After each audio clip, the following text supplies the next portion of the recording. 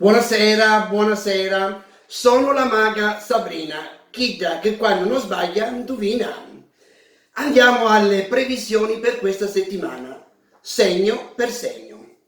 Ariete, questa settimana sarà caratterizzata dalla fortuna che vi porterà la vostra testa di Scusate, volevo dire testa d'Ariete. Osate, osate.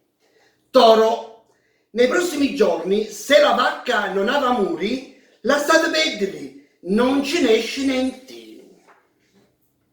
Gemelli, di unni non si capisce, non si assomigliano proprio.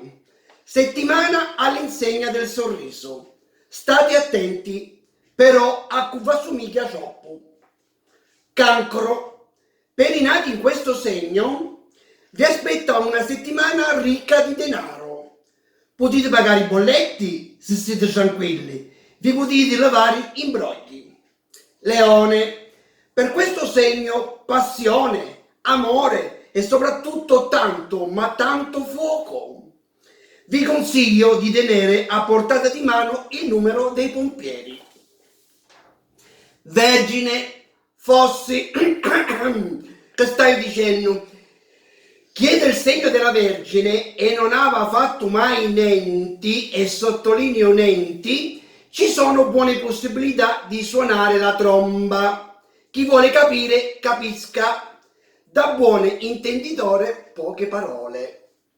Bilancia, pesate bene le parole, picchi può finire a schifio. Mangiate picca e fate footing. Scorpione, la settimana sarà ricca di sogni impossibili. State attenti a curva pista acuta. Sagittario, soldi in arrivo. Giocate un bel terno. La speranza è l'ultima a morire. Ma gli va non escono. Capricorno, in questa settimana attenzione al mal di testa, tenere d'occhio il compagno o la compagna, perché il peso sulla fronte non è indifferente. Acquario, fate acqua di tutte le parti.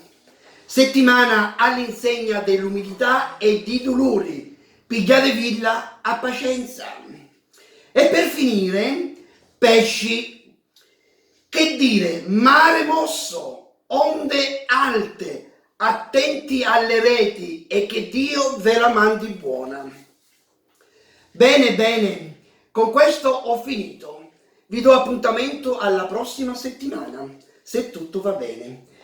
Per chi invidia è brutta e leva a vista gli occhi.